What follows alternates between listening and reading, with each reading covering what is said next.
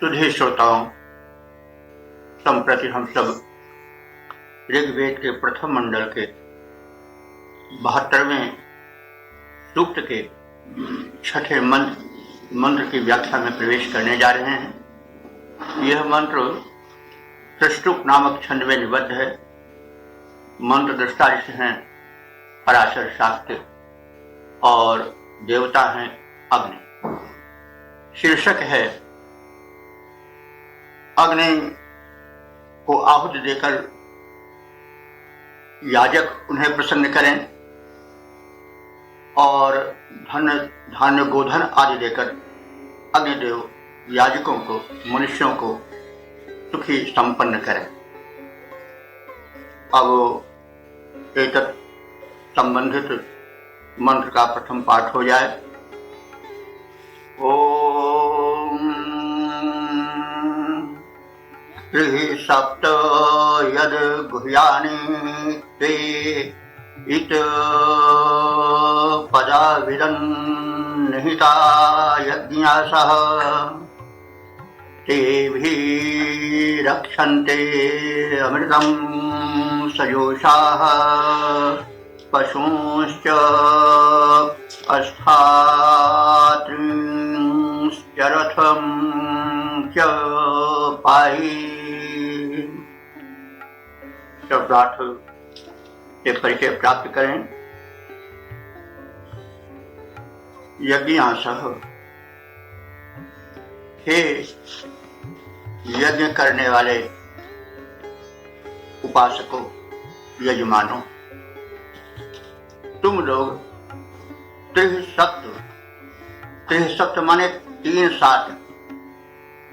सात का अर्थ हुआ कि 3 बार 7 कहा जाए और 3 से 7 में गुणा किया जाए तो 21 होता है। तो 21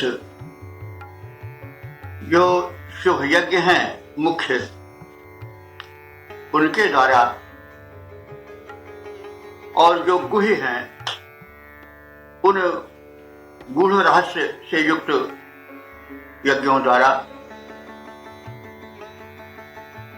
अग्नि की सेवा करो, अग्नि की उपासना करो। सायण ने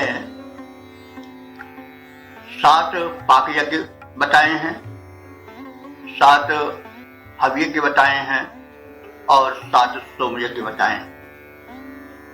ये मुख्य 21 यज्ञ हुए।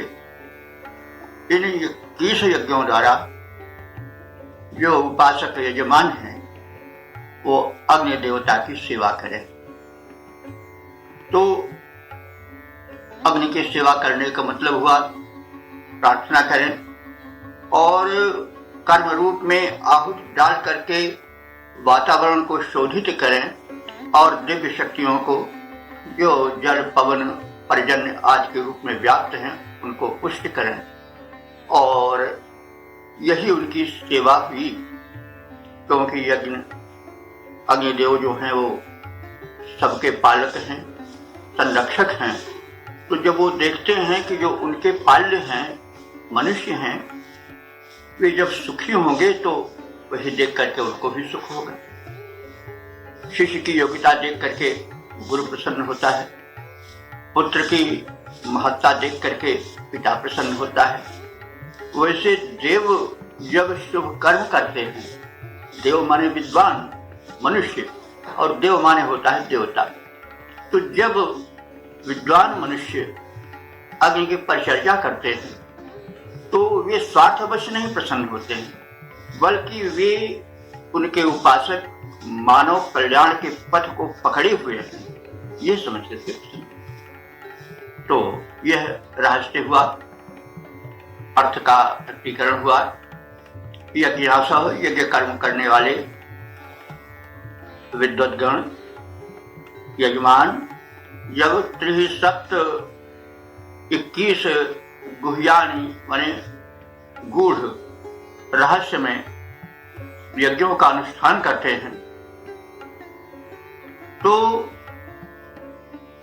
तेभी माने उस यज्ञों के अनुष्ठानों द्वारा अमृतम रक्षन्ते, वे अमर तत्व अग्निदेव की वृद्धि करते हैं, उनकी रक्षा करते हैं। रक्षा करने का मतलब हुआ उस अग्नि की जो कामना है कि मानव जाति प्राणी सुखी रहें, और यही सुखी रहना उनकी रक्षा करना है, और अग्नि कर्म को, यज्ञ कर्म को बढ़ाना ही उनकी रक्षा करना है, ऐसा समझना चाहिए। तो इस प्रकार से जब यजमान अग्नि की सेवा करते हैं तो अग्निदेव भी सजोषा माने प्रीति से, प्रसन्नता से युक्त होकर के यजमानों के, उपासकों के, पशुओं यानी पशुओं को, गोधन को, अश्वधन को और अस्थात्र अर्थात अस्थावर। तो अस्थावर संपत्ति क्या है? जो फसलें हैं यो आदि की, अन्नों की, और जो फलदार वृक्ष हैं वो भी तो संपत्ति है, वन है वो भी संपत्ति है। तो जो मनुष्यों से संबंधित पशुधन है और जो अस्थात्र माने स्थावर रूप में, फसलों के रूप में, वृक्षाज वनाज रूप में संपदाएं हैं, उन सब की रक्षा अग्निदेव करें। तो पशून, अस्थात्रण और चरथुन। तो अस्थात्रण माने जो स्थिर हैं अर्थात स्थावर हैं, फसलें आदि हैं, वन संपदाएं आदि हैं वे, और चरथुम माने जो चलने फिरने वाले हैं, जंगम हैं, और जो यजमानों से संबंधित हैं, भक्तों से संबंधित हैं, उन सबकी पाही माने रक्षा अग्निदेव करें। इस प्रकार से इस मंत्र में ऋषि ने बताया कि मनुष्यों में और देवताओं में सहयोग बना रहे। अग्नि यहाँ उपास्य देव हैं, तो अग्नि को आहुति द्वारा जो है वो मनुष्य प्रसन्न करें, और अग्निदेव कृपा करके उपासकों की फसलें, उपासकों के पशुधन, गोधन, अश्वधन आदि को वृद्धि दें, उनकी रक्षा करें। और इस प्रकार से संपन्न हो अग्नि के उपासक। इसके हम सपाट अर्थ को भी जान लें। यज्ञ की 21 विधियां हैं, जैसा कहा गया है कि 7 जो हैं वो खाक यज्ञ हैं, 7 अग्नि यज्ञ हैं और 7 सोम यज्ञ हैं। ये 21 जो हैं वो रहस्यमय विधियां हैं, गूढ़ विधियां हैं, जिनके द्वारा अग्निदेव की सम्यक सेवा होती रहे।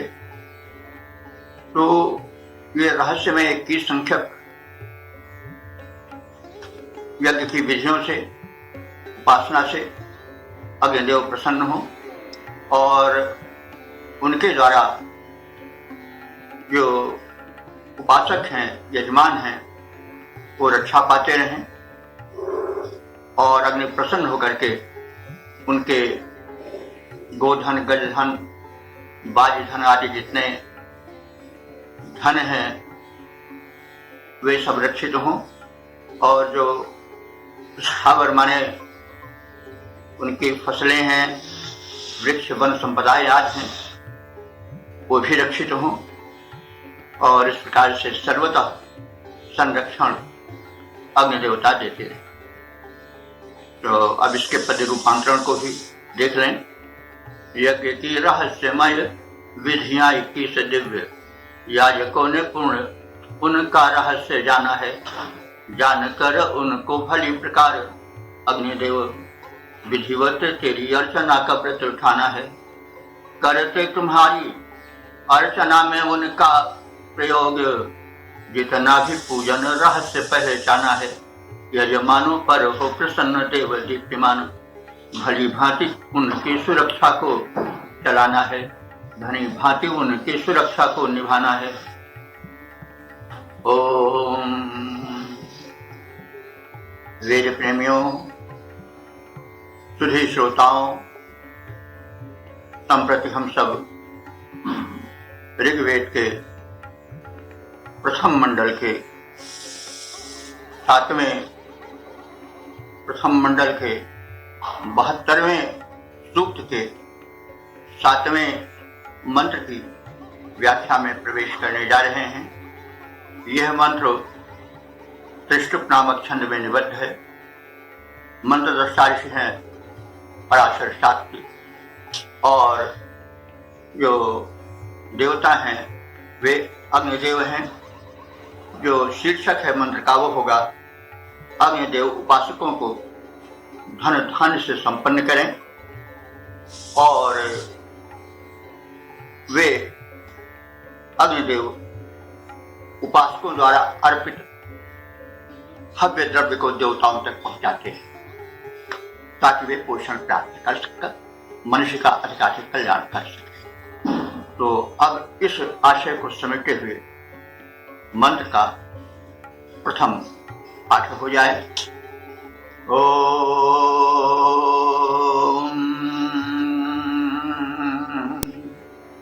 विद्वान् अग्ने वयुनानि क्षितीनां व्यानुषकक्षुरुधो जीवसे धाः अंतर विद्वान् अध्वनो देवयानान तंद्रो दूतो हविर्वाट। शब्दार्थ से परिचय प्राप्त करें। अग्नि, हे अग्नि देवता, तुम विद्वान जानकार हो, ज्ञाता हो। किसके? क्षिति नाम जीव से। क्षिति नाम माने क्षिति पर, धरती पर रहने वाले मनुष्यों की आवश्यकताओं को, उनके जीव से माने जीवित रहने के साधनों को तुम भली भांति जानते हो। इस स्थिति में आप कृपया प्रजाओं के जीवन धारण करने के लिए अन्नादि शुरुधु अन्नादि की व्यवस्था करें और उनकी क्षुधा निवृत्ति का प्रबंधन करें। इसके पश्चात मनुष्य अपने कर्तव्य के कर्म में लगें, जिससे कि देव शक्तियां बलवती बने और वे देवों तक प्रसन्नता के कारण बनकर मानव मात्र का कल्याण कर सके। इसलिए हे अग्निदेव, तुम अंतः देवयानान विद्वान, तुम देवयानान माने देवों के पहुंचने तक के पथ के, यान कहते हैं पथ को। देवयान शब्द गीता में भी आया है। तो देवयान माने देवों के पथ या जहाज से यान बना होगा जाना। तो देवों के गमन पथ यानी जहां देवता रहते हैं उसके तुम पूर्ण ज्ञाता हो, विद्वान ज्ञाता हो। अध्वन माने पथ के, यानी भूलोक से द्युलोक तक जाने वाले पथ के तुम पूर्ण ज्ञाता हो। और अब अतंद्र हवि, अतंद्र माने सावधानी पूर्वक आलस्यहीन होकर के आप तत्पर हो किस हेतु? हवि वाट हवि को, हव्य द्रव्य को देवताओं तक बांटने के लिए, वहन करने के लिए। यानी आप मनुष्यों के आवश्यकताओं को जानते हैं, उसकी पूर्ति करके जब संपन्न मनुष्य अग्नि कर्म करें यानी यज्ञ कर्म करें, तो जो उस यज्ञ से सूक्ष्म शक्तियां निकलती हैं उसको देवताओं तक, वही यज्ञ भाग है, पहुंचाने का प्रबंधन करो। आप देवयान यानी देवों तक पहुंचने के पथ के पूर्ण ज्ञाता हो, और आपसे प्रार्थना है कि हमारे हवियों को, हमारे द्वारा अर्पित हव्य द्रव्य को देवताओं तक पहुंचाओ। हे अग्निदेव, तुम मनुष्यों के व्यवहारों को जानने वाले अग्रगामी देव हो, विद्वान हो, अतः प्रजाओं के हित हेतु, उनके जीवन को धारण करने के लिए, वे सशक्त, सुखी और समृद्ध जीवन बिता सकें, एक अर्थ पोषक अन्नों की व्यवस्था करो। और जब इस प्रकार से सुखी संपन्न मनुष्य यज्ञ कार्य में संलग्न हो और आहुति प्रदान करें, तो उस यज्ञ भाग को, जो कि देवताओं को तुष्ट करता, संतुष्ट करता और उन्हें मानव हित में प्रेरित करता है, उस यज्ञ भाग को तुम देवताओं तक पहुंचाओ। तुम देवों के स्थान को जानते हो, इसलिए तुम तत्पर होकर के हमारे द्वारा प्रस्तुत अभियान को देवों तक दूत बन करके ले जाओ, ऐसी आपसे प्रार्थना है। अब इसके छंदोबद्ध प्रारूप से परिचित हो लें। अग्निदेव अग्रणी विद्वान हो महान तुम, मानव के व्यवहार विज्ञान के ज्ञाता हो, प्रजा पोषणार्थ ऐसे अन्नों की व्यवस्था करो जो कि उन्हें स्वास्थ्य, सुख, संपत्ति दिलाता हो। क्षुधा की निवृत्ति के ही साथ पोषकत्व मिले, जीवन प्रबंधन के तुम ही विधाता हो। देवों का गमन पथ जान के निरालस हो, हवि को वहन करो, दूत हवि दाता हो। ओम वेद प्रेमियों, श्रुति श्रोताओं, अब हम सब ऋग्वेद के प्रथम मंडल के 72वें सूक्त के 8वें मंत्र की व्याख्या में प्रवेश करने जा रहे हैं। यह मंत्र जो है वह त्रिष्टुप नामक छंद में निबद्ध है। मंत्र दृष्टा ऋषि पराशर शाक्य हैं और देवता अग्नि हैं। इसका शीर्षक है अग्नि की कृपा से उत्पन्न ज्ञान द्वारा ऋषियों ने नदियों के लाभों को पहचाना और हुए गोधन को प्राप्त करने की विधि जानी। अब संबंधित अर्थ को समेटे हुए मंत्र का सर्वप्रथम पाठ हो जाए। ओम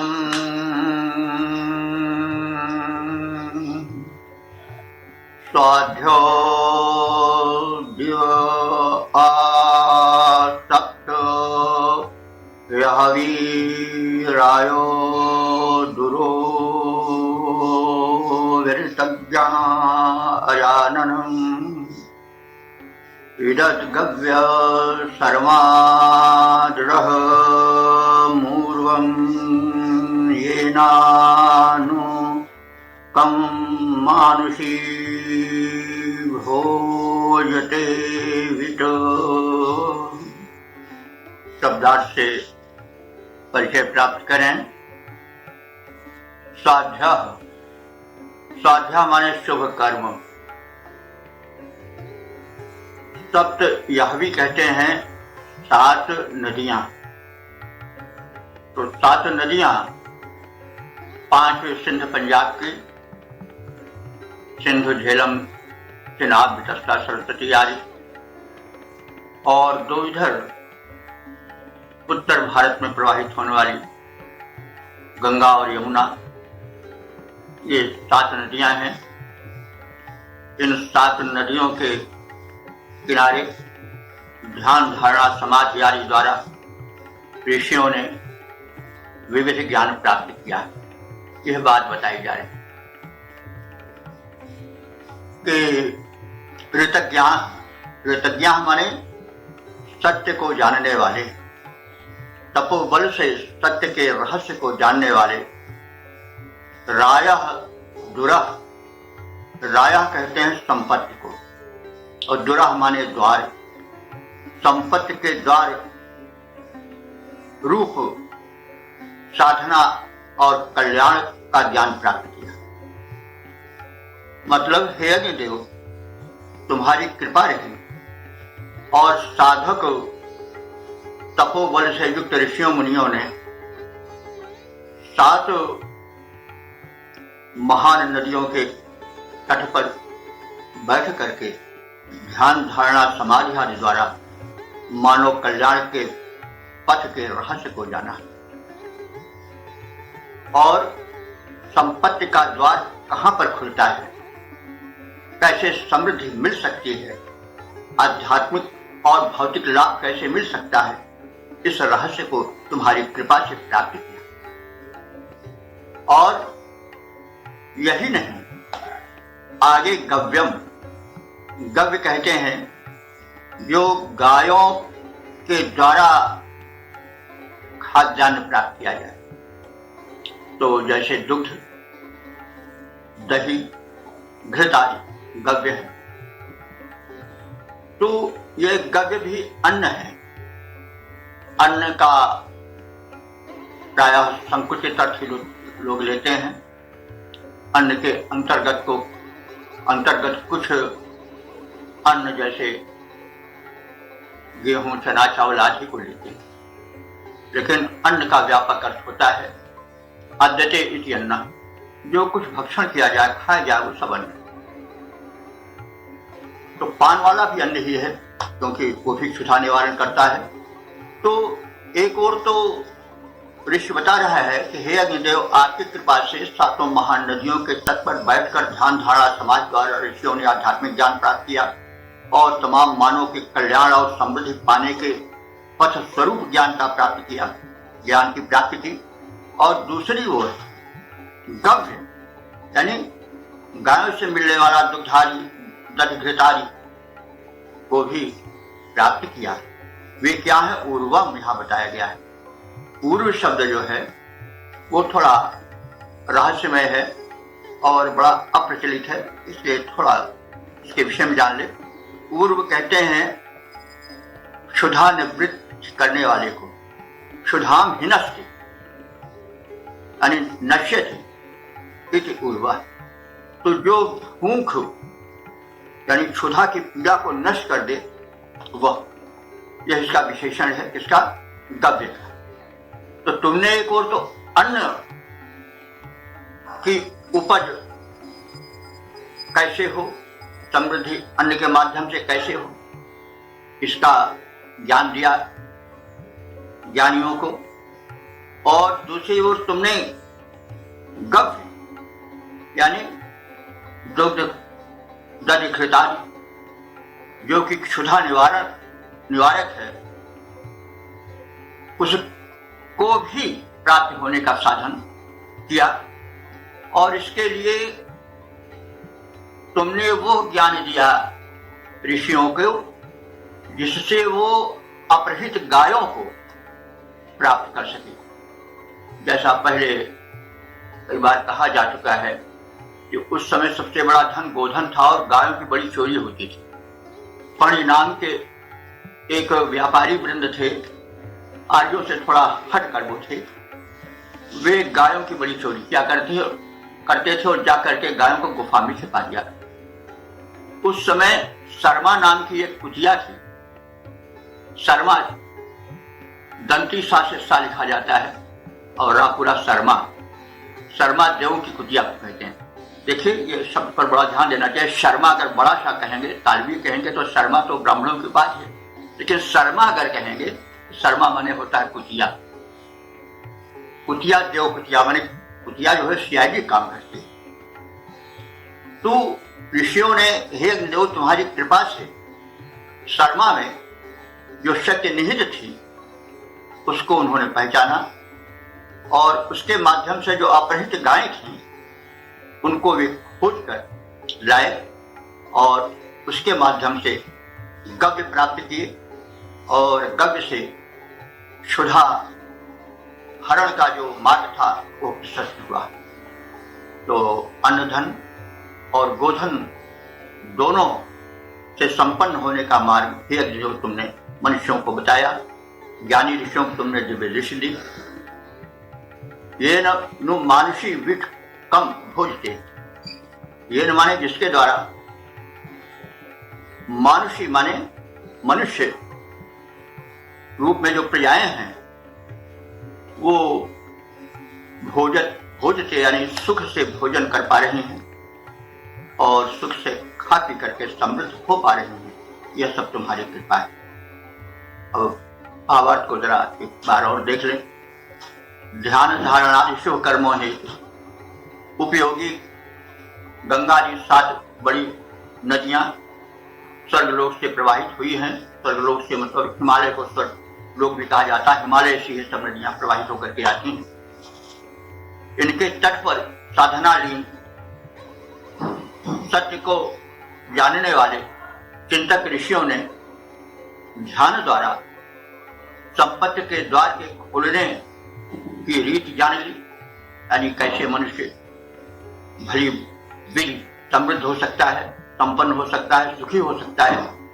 ध्यान धारणा समाज द्वारा तुम्हारी ही कृपा से ऋषियों ने यह ज्ञान प्राप्त किया। हे अग्निदेव तुम्हारी कृपा से शर्मा नाम की देवशुनी देवकुटिया ने ज्ञानियों को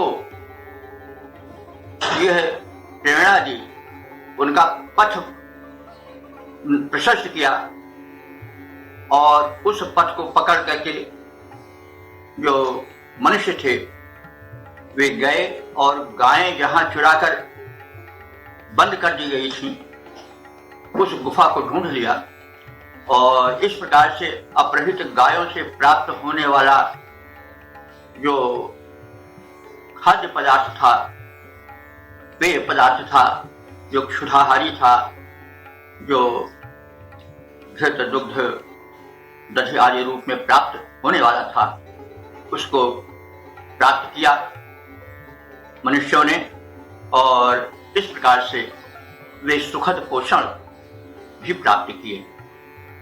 अब हम इसके छंदोबद्ध रूप से परिचय प्राप्त करें। अग्निदेव स्वर्गलोक से प्रवाह मानसातों नदियां तुम्हारी करुणा का परिणाम है। तट पर ध्यान लीन ऋषियों ने सत्य ज्ञान पाया जो कि रिद्धि सिद्धि दायक ललाम है। तेरी प्रेरणा से शर्मा जो देव कुटिया है, खोजे पाई गायों को किया महान काम है। दुग्ध प्राप्त पोषित प्रजाएं सुख पाने लगी, जीवन बिताने लगी, सुखिया ठोयाम है। ओम वेद प्रेमियों, सुधी श्रोताओं, संप्रति हम सब ऋग्वेद के प्रथम मंडल के 72वें सूक्त के 8वें मंत्र की व्याख्या करके 9वें मंत्र की व्याख्या में प्रवेश करने जा रहे हैं। यह मंत्र त्रिशुक नामक छंद में निबद्ध है। मंत्र दृष्टा ऋषि हैं पराशर शाक्य और देवता हैं अग्नि। इस मंत्र का विषय या शीर्षक होगा अग्नि की कृपा से शक्ति संपन्न देवता और पृथ्वी के मनुष्यों को संरक्षण शक्ति प्राप्त हुई। अब संबंधित मंत्र का पाठ हो जाए। ओम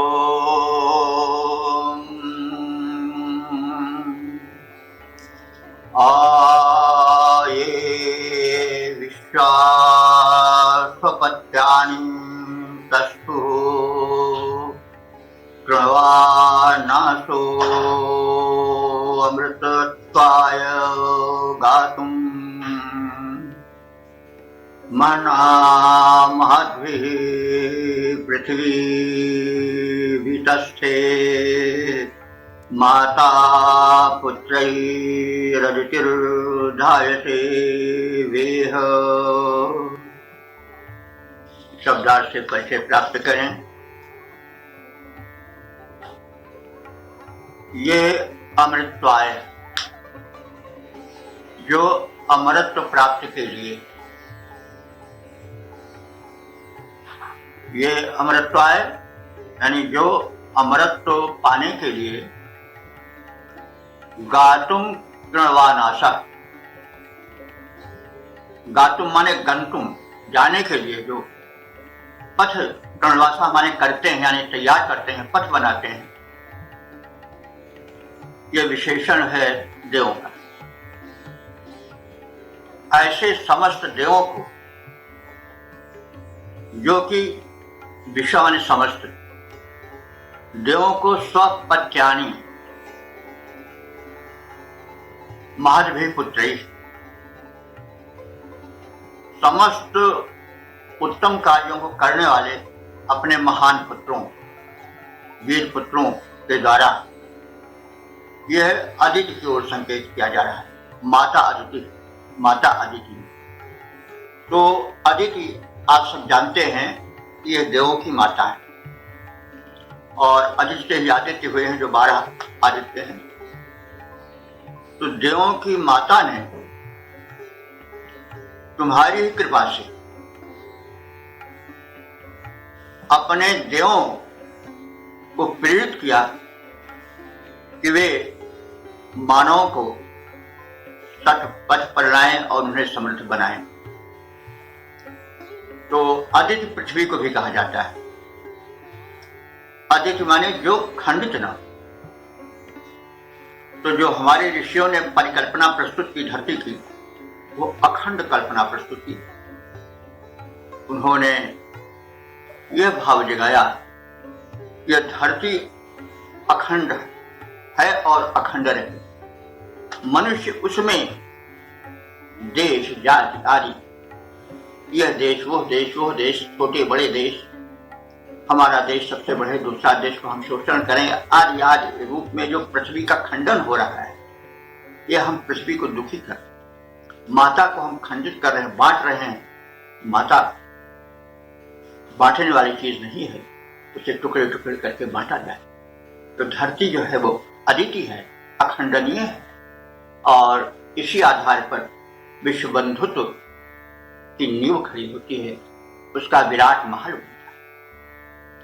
तो इस अदिति ने, देव माता ने, अथवा न खंडन करने योग्य पृथ्वी ने अपने पुत्रों आदित्यों को अथवा दिव्य शक्तियों को प्रेरित किया और उन्हें लोक कल्याण के लिए आगे खड़ा किया। इसके पीछे हे अग्निदेव तुम्हारी ही प्रेरणा थी। पूरे प्रेरक रघुवंश विभूषण, जो सर्वोच्च सत्ता होती है, वही शुभ कर्म के लिए पथ प्रशस्त करती है और प्रेरणा भरती है। वही कार्य अग्निदेव की कृपा से इस अदिति ने, अखंड पृथ्वी ने अथवा देव माता ने कार्य किया। तो इस प्रकार से धार्य से महना वितस्थे और भरण पोषण के लिए एक बृहद भूमिका तैयार हुई।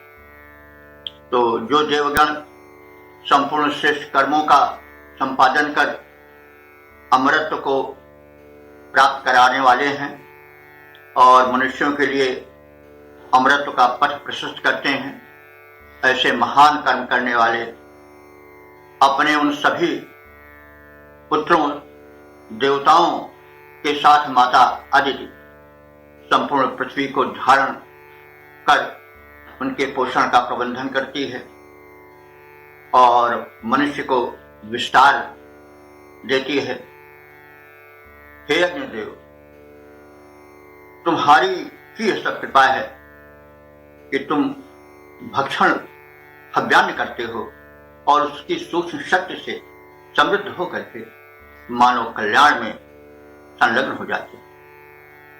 तुम्हारे द्वारा हव्य प्राप्ति से जो शक्ति वितरित होती है उसी का परिणाम है कि दिव्य शक्तियां जागृत होकर के, समृद्ध होकर के, शक्ति संपन्न होकर के मानव कल्याण में जुट जाती हैं।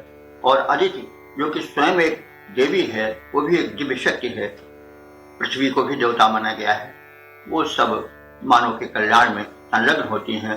उसके पीछे भूमिका ही अग्निदेव तुम्हारी। अब इसके पद रूपांतरण से परिचय प्राप्त करें।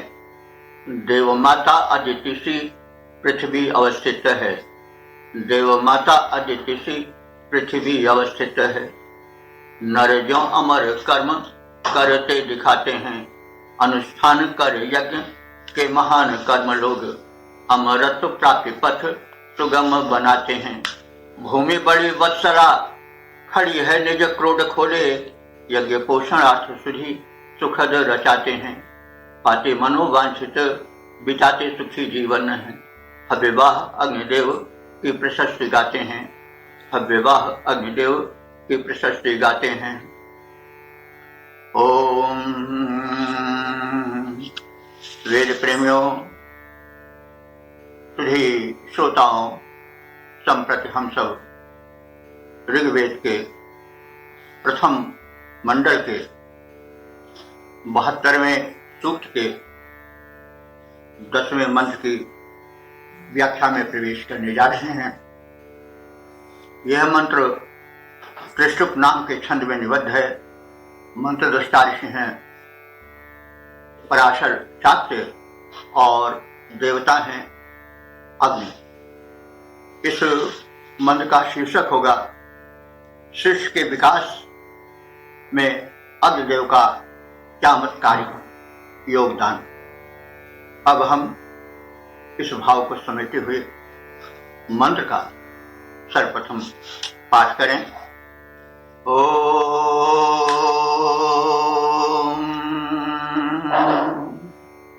अधिश्यम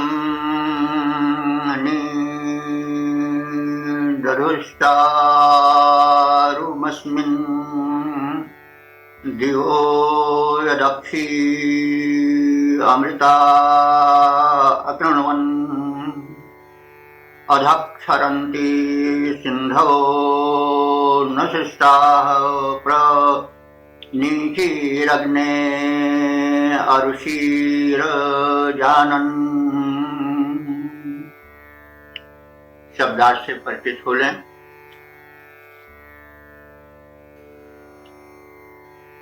दिवः अमृता। दिवः माने द्विलोक में 3 लोक हैं, जैसा आप सब जानते हैं, भूलोक, अंतरिक्ष लोक और द्विलोक। तो अमृता माने अमर देव। यत अक्षी अकृण्वन, तो अमर देवों के लिए तुमने आंख रूप 2 शक्तियों को या 2 देवताओं को स्थापित किया। वो 2 देवता कौन है? सूर्य और चंद्र। ये क्या है? दोनों नेत्र हैं। क्योंकि अगर सूर्य और चंद्र न होते तो प्रकाश मनुष्य को मिल ही न पाता, आदमी कुछ देख ही न पाता। तो प्रकाश ही प्रकाश को जागृत करता है। नेत्र जब सूर्य और चंद्र द्वारा प्रकाश पाते हैं तभी वह प्रकाश ग्रहण कर पाते हैं। तो जो प्रकाश के स्रोत हैं वे मूल रूप से सूर्य और रात्रि में चंद्र है। तो ऋषि कह रहा है कि हे अग्निदेव, हम मानव तुम्हारे कृतज्ञ हैं क्योंकि तुमने ही अपनी शक्ति द्वारा, अपने तेज द्वारा सूर्य और चंद्र में प्रकाश निहित किया है, जिससे सबको दर्शन शक्ति मिली है। और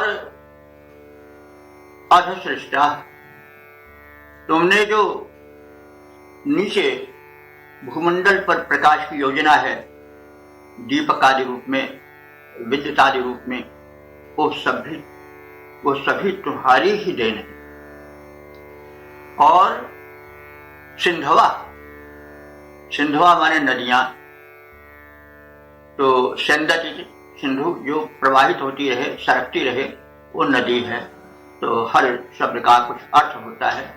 तो सिंधु वैसे तो अब रूढ़ हो गई है एक नदी विशेष के लिए, लेकिन सिंधु का अर्थ होता है नदी। और नदी को सिंधु इसलिए कहा जाता है, कुछ सेंदति माने आगे सरकती रहती है, चलती रहती है। यहाँ बहुवचन है सिंधु का, सिंधवा, यानी नदियां जो है वो भी तुम्हारे ही कारण नीची ही माने निम्न स्थल को, मार्ग को अपना करके आगे बहती हैं। तो ये तो हम सब जानते हैं कि नदियां जो हैं वो हिमालय से निकली हैं और हिमालय के ग्लेशियर द्वारा उनको जल प्राप्त होता है। ग्लेशियर पिघलता कैसे है? गर्मी से, ऊष्मा से।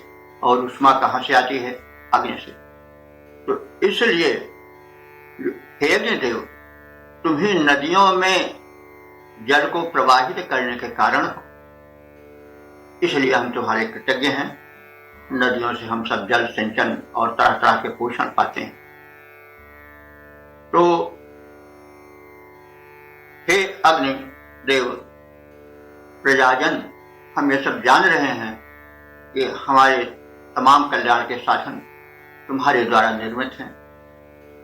तो इस प्रकार से अमरलोक निवासी देव शक्तियां तुम्हीं से प्रकाश पाती हैं, क्योंकि तुमने ही सूर्य और चंद्र रूप में आकाश में 2 आँखें स्थापित की हैं और उन्हीं के कारण सर्वत्र प्रकाश है।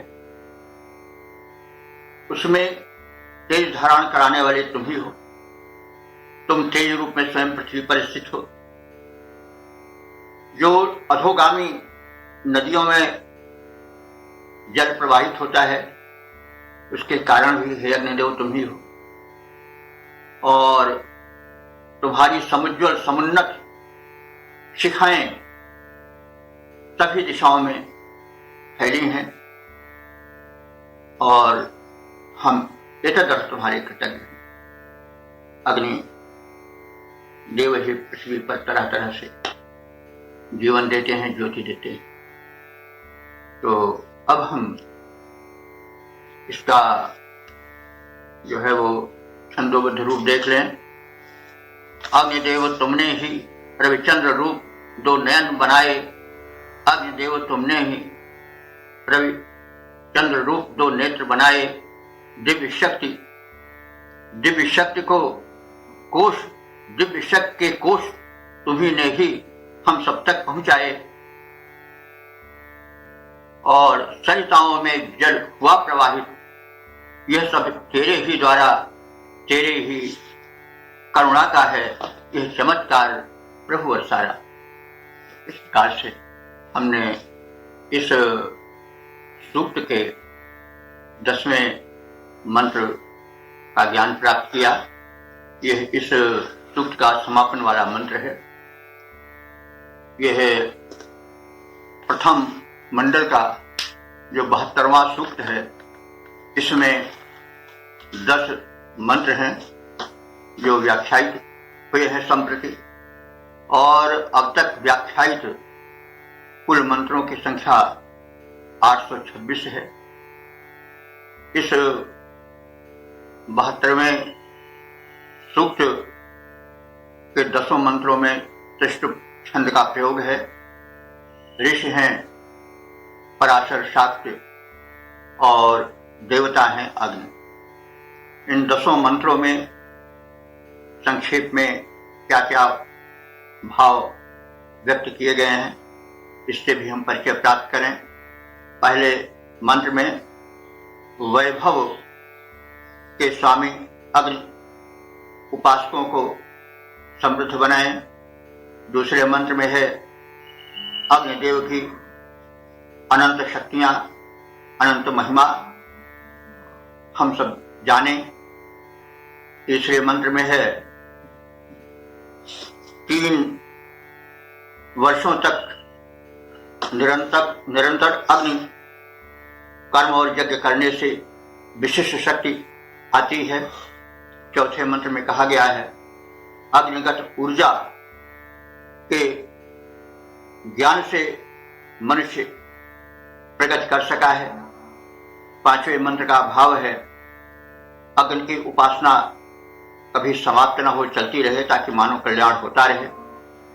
छठवें मंत्र का सार है अग्नि उपासकों को धन धान्य अग्निदेव देते रहें। सतवें मंत्र का है अग्नि की कृपा से ही नदियों में जल प्रवाहित होता है। आठवां मंत्र बताता है कि अग्नि की कृपा से ही दिव्य शक्तियों की प्राप्ति होती है। 9वें मंत्र का सारांश है सृष्टि विकास में अग्नि का चमत्कारिक योगदान है। 10वें मंत्र का आशय है कि अग्नि देव ही प्रकाश के आदि स्रोत है। इस प्रकार से हमने ऋग्वेद के प्रथम मंडल के 72वें सूक्त तक का ज्ञान प्राप्त किया।